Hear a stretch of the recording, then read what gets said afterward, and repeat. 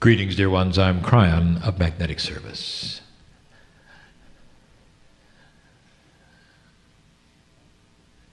There is the energy of safety in this place.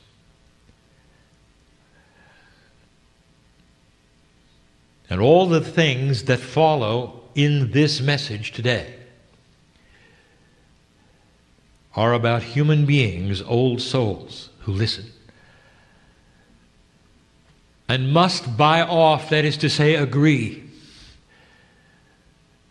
with those things that are literally changing the paradigm of their reality. And so the day has been filled with examples of thinking differently.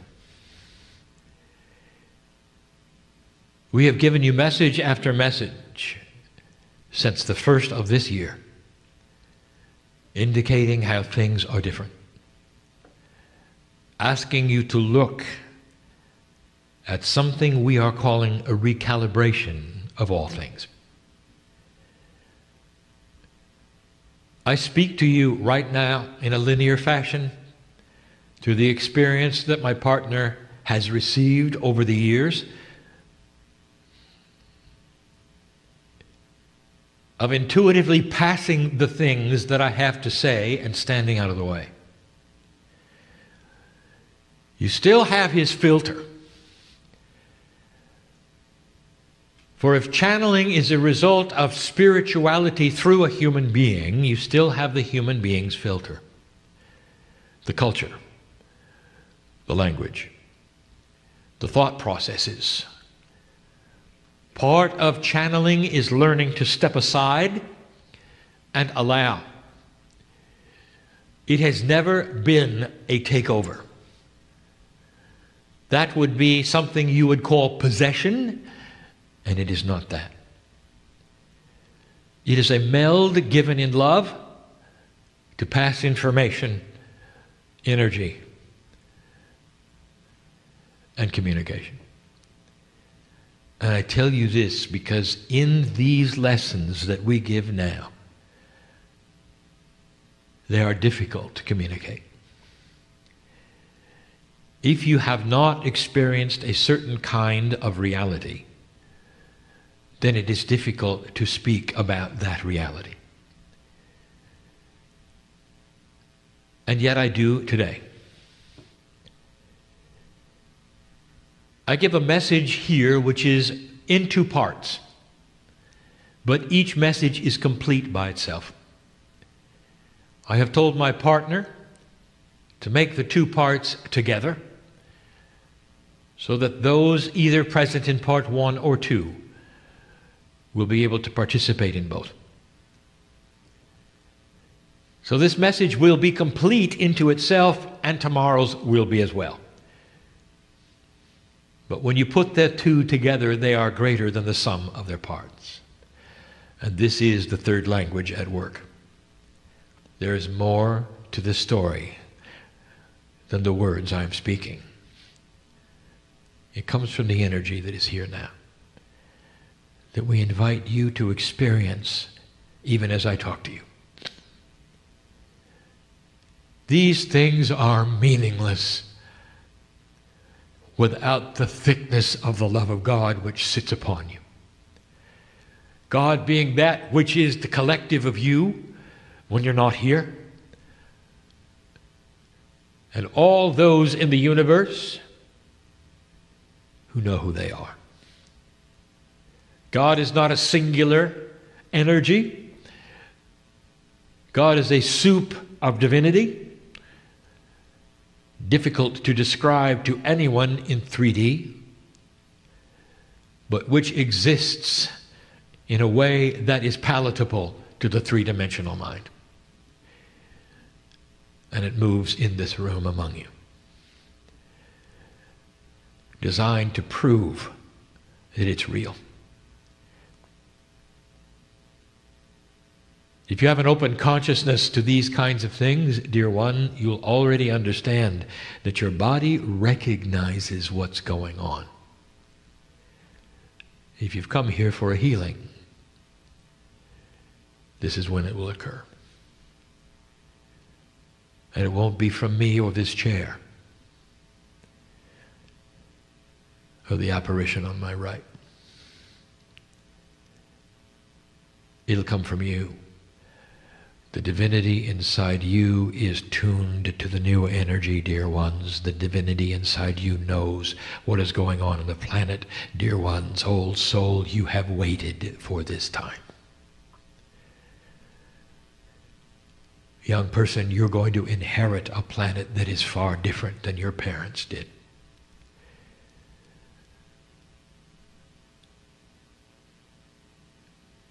And the energy is afoot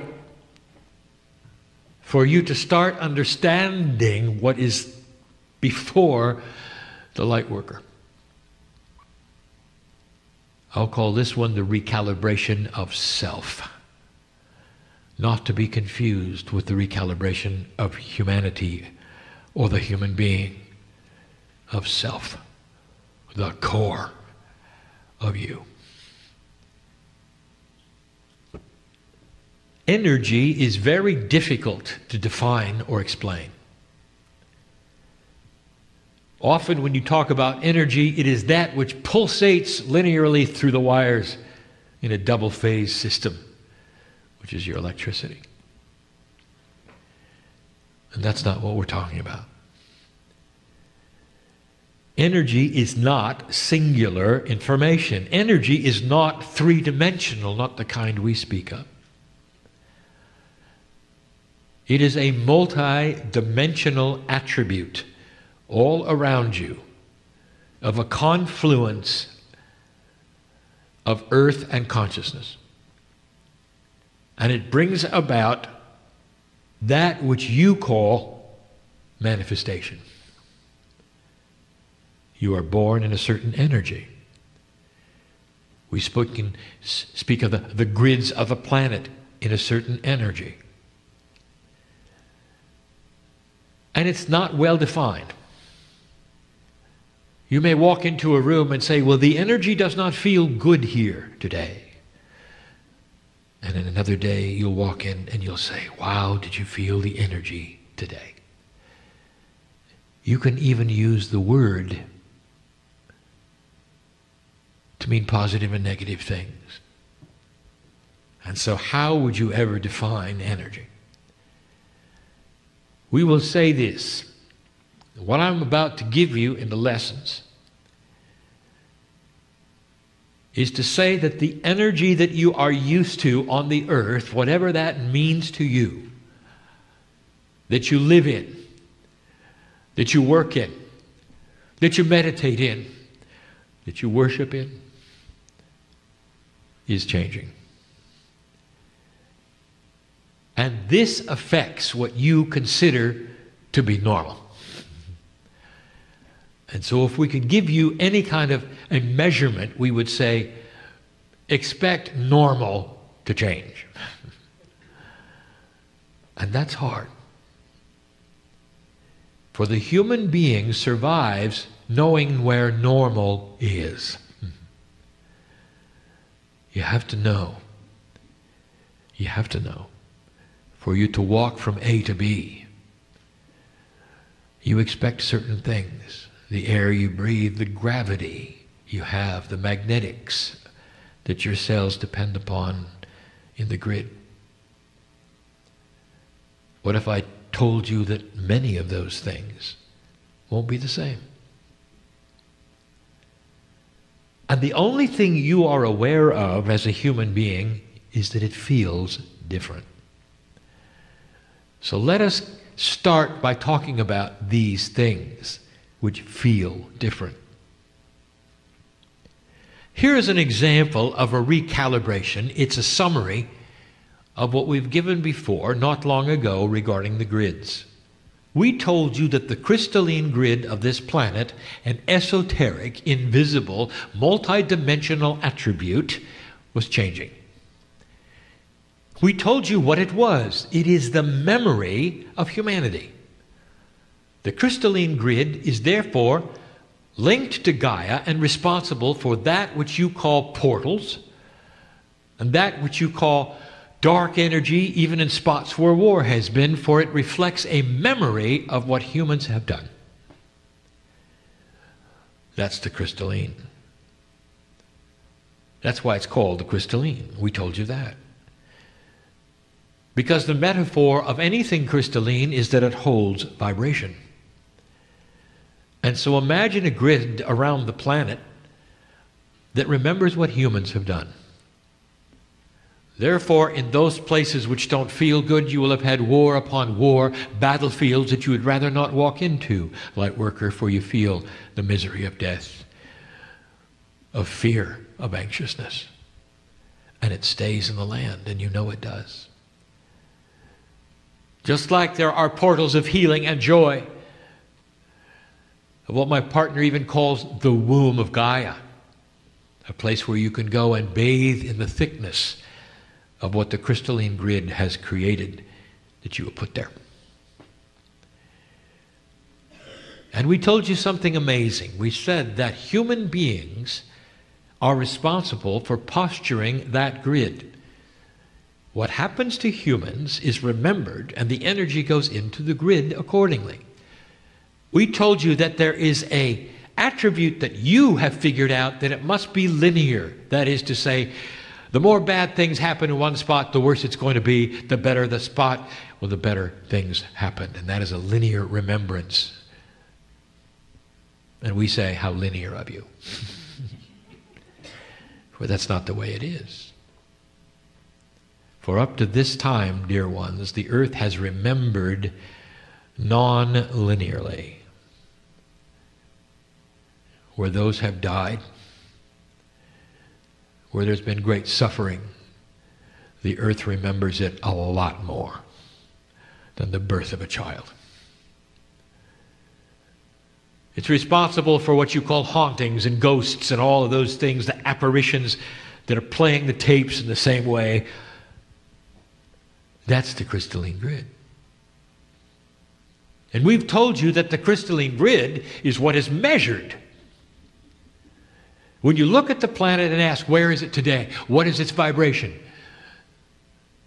Based upon what humans are doing and have done. And then we told you that the way the grid remembers is starting to change. And now you have that answer. How can things done in the future change the past? Because what you are doing now is changing the linearity of the grid, and therefore, what happens, which is positive in the light, is going to carry a far grander and greater energy to the grid and to the planet and the remembering and the vibration than anything that has ever occurred before. Therefore, it overwrites anything that was there called the past. There'll be a day when you can walk into the battlefield and say, I feel nothing. Because there have been humans that have trod this path who were light workers, and every step they took changed the attributes of the field they walk in. And that's out of the purview of your reality. You're not with me on it. You want it to be linear, and it isn't. So we're saying there's a recalibration of self. That is to say, what you expect is real. You couldn't get any more personal than this. Imagine a situation where oil does not float to the top when mixed with water. And you would say, but it always does. It has to. It's molecular bonding. It's density. And it always floats to the top. What if we said there come a day when physics itself may actually alter the reality of everything that you've known? What if oil was closer to the density of water? And therefore, it would simply lay there in the middle. And if it did, you would say, that's spooky. you'd say, something is wrong with this. Others would say, well, it's simply a lava lamp. That's a Kryon joke. But you wouldn't understand it. And that's the point. If something could change to the degree that it upsets everything that you expected or knew about, or thought was accurate and true, based upon your survival and what you've learned on the planet, how would you deal with it? Could you recalibrate yourself and say, I understand it used to be one way and now it's another, and move forward? Or would you look at it and say, I wonder when it's going to return to the way it was? And this, dear ones, is the crux of this message. For as the energy on this planet shifts, even the old soul will be tempted to say, it's wonderful, it's good, I love it, I'm going to work with it. And then in their darkest hours, they're going to say, and when will it return to what it was? Because you grew up in an energy where the duality was one way, and now it's starting to be another. And we bring up the point of who the light worker is. The recalibration of self is going to be the recalibration of self-worth. And we've said it briefly before. But the light worker is afraid of the dark. Because the dark has beat you up every lifetime, hasn't it? And so we sit in a room of old souls who've come into this life. Most of you, not even one, really. Oh.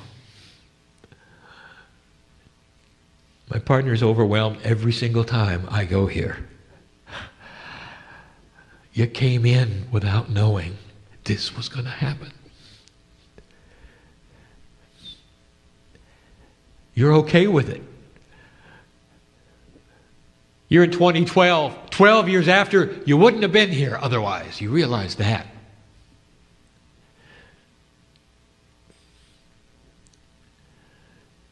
Those were the potentials, those were the fortune tellings of the time.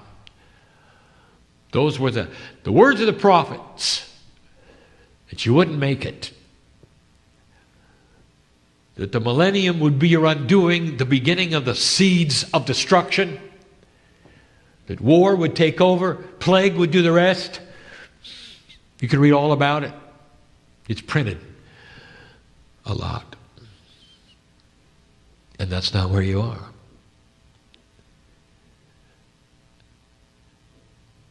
When I first came in, slightly later than the harmonic convergence, I told my partner I was here because of what humanity had done.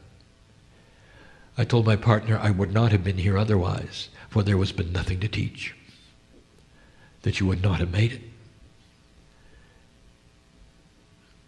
Those who were astute, who felt the Kryon energy come in, knew why it was here. A whole group coming to share to humans, to be their cheering section, because they had turned it around. The Soviet Union had fallen over, which was in no prediction anywhere. Other things had started to move around without any predictions anywhere. And there would have to be guidance and direction for this very day that you sit here. A recalibration of your survival instinct, of what you think is real. And whether you're able to cope with the recalibration or whether you're always looking over your shoulder, wondering when it's going to return. And so this message is one of two. An encouragement, an acknowledgement of who an old soul is and why they need to do this. And so we just lay it out bare. The oldest souls in here have been through the worst of the worst. And every lifetime written upon your DNA carries engrams of emotion. You came into the world expecting it to do what it always did. As soon as you started awakening to the truth in the past, you'd have to hide. You might have blocked this from your memory, but I was there, and so was your higher self. Some of you, not too far from here, were burned at the stake.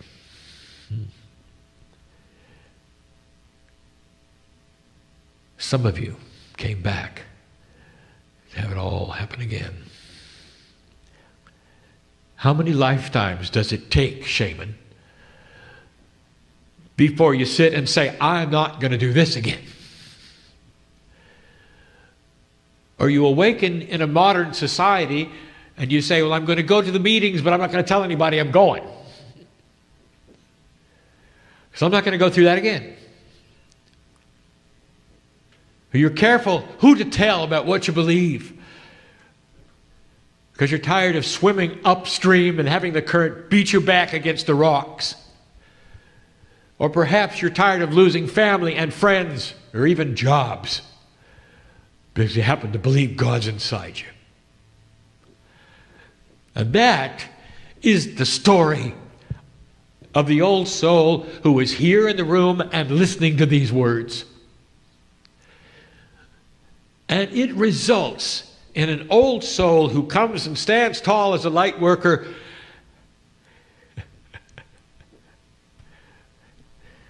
and lacks self-worth. And that's an oxymoron. How can you have a lighthouse that's uncertain of its light? Or whether it's doing anything right? Or whether the waves will come and knock the light out? And that's who is in front of me. Because you're all that way. This turnaround cannot instantly create giants and heroes of worth. Especially among those who have practiced this for many years on this planet. Think you have it all figured out, and you don't. Not for this energy that's coming, you don't. And that's what we want to address. There is something coming where you will be able to manifest things only dreamed of, but it's going to take belief, realignment, and understanding that dimensionally you are more powerful in dimensions you cannot see than the ones you can see. And you weren't taught that in school or by your mother. And that's where we are. And you're going to say, well, what's going to happen, Kryon? Training, practice, intent, design. You're going to have to want to go there. If you do not actively attempt to change, you will always be floating on the surface like the old oil. We use that example because you have an idea of where dark and light goes on the planet. So let's bring this up in a way that you'll understand. Let's talk about that dark and light thing. Yet again, we have given you the information over and over that darkness defined is the absence of light. And yet, what do you do with this? You, in your mythology, have decided it must be intelligent. There has to be a consciousness behind darkness. And because you have decided there is, therefore, you fear it. Never understanding that it will flee from the light. You still don't believe it. Now, there are humans right now saying, wait a minute, Kryon, you mean there's no such thing as evil? I didn't say that. Because this is difficult for you to understand. When humans take that which has no light and apply it to a consciousness of their own design, it becomes human evil design. Now, it has consciousness because a human put it there. But alone, there is no entity out to capture your soul. Period. There is only a balance of dark and light. What humans do with it gives it, therefore, its manifestation. And you're used to a certain balance on the earth. It's not intelligent. That's the first thing that you have to learn, light worker. There's no force against you. You don't believe it. You've always been taught there is.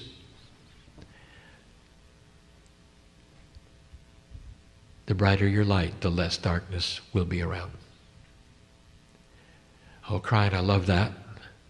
How can I make my light brighter? By not fearing the dark. When you fear the dark, you give it your energy, don't you? So what is it you fear? That perhaps you will be in disfavor. That's survival, isn't it? There are so many things here, dear ones, that you're going to have to recalibrate.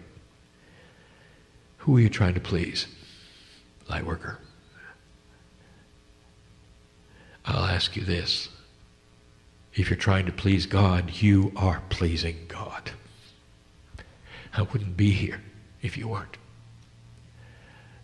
If you're trying to please those on the other side of the veil, in some cases are your parents looking back at you, you're pleasing them. By the fight that you have put here, by the light that you carry, all is well. Do you feel that?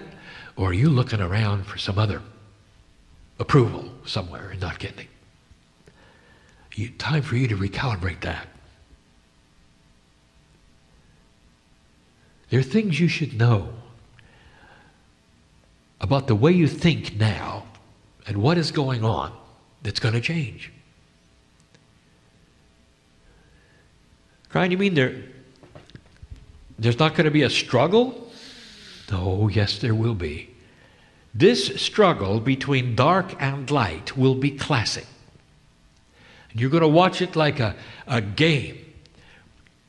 Perhaps even on your own ball fields where it goes back and forth and it doesn't seem to be one team winning and it simply goes back and forth. And what will you think about that when that takes place? In your heart of hearts, what are you going to say? Well, we failed. Nothing is happening. And that's because, dear ones, all you are willing to look at is the three-dimensional game field. You're not looking at anything else that might be happening under it or above it. Maybe it's simply a push-pull engine that keeps you busy while something else is happening somewhere else. What if you're a piece of the puzzle working it for something else to happen somewhere else? What if you're a placeholder on this planet? Hard to describe. This is the battle between dark and light. Well, Kryon, if darkness has no intelligence, how does it battle us? Here are some attributes of the darkness I wish to share. Number one, it's dark. Number two, because it's dark, it cannot see what you're doing. It's stupid. And that is your advantage, for you can see everything, and this energy of darkness simply is an energy. Like gravity is an energy, like magnetism is an energy. When you see magnetism work, and you see things come together which are magnetized, do you look at them, give them names and consciousness? Only because they moved from one place to another, attracted to one another? You do not. You say, this is physics, it's energy. It moves here to there, like oil and water. is energy. And oil floats because of its density. It's lighter than water's density. And dark and light have these kinds of attributes. The only difference is, in the new energy, you are a light creator. Therefore, you are changing the density of the planet. You see what I'm saying? Therefore, the balance of dark and light moves accordingly. It's not smart.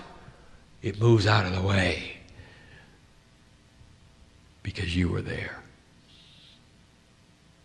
And if you don't believe it, you're always going to be tiptoeing around, wondering if the dark is going to get you. Oh, dear light worker, this is the message of today's channel. And tomorrow, I'm going to itemize some of the things that you will see that are dark. But the biggest one is, what are you going to do with it? Although darkness is not intelligent, it is still a balancing force. Therefore, you can expect it to have an effect.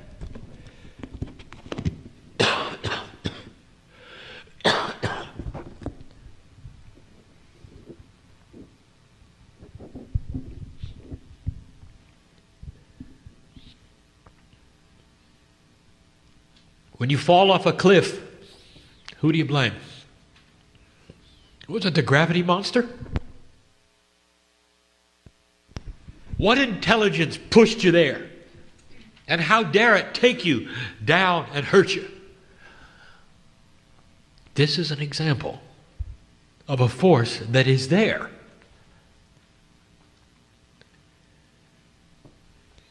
But unlike gravity, dear ones, this particular balance on the planet is a multi-dimensional, elastic, dynamic thing. It has been the same way for eons, and now it's not. It is moving accordingly to the energy that you have chosen to create. It is your fate.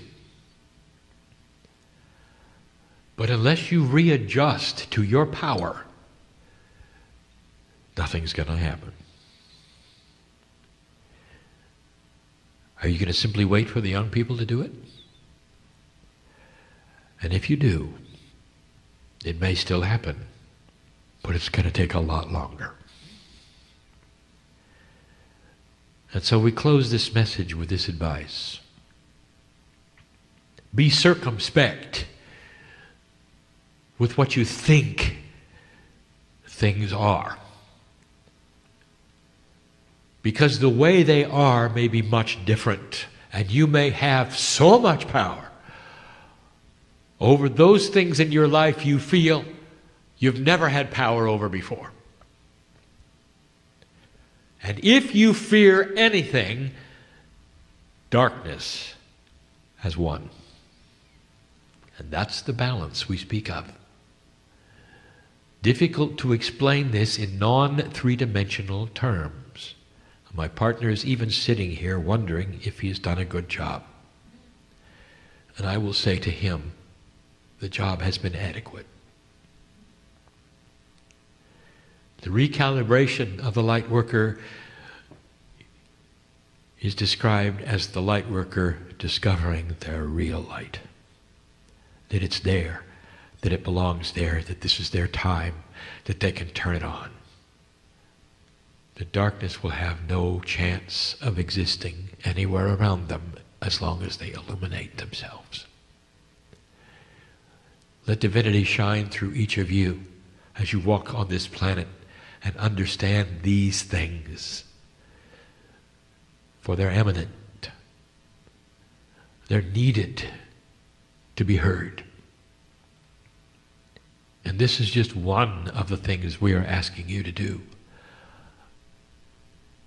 You want to know why you came? This is why you came. It's not to do, it's to be. It's to be light where darkness used to be. And this is the message of the day.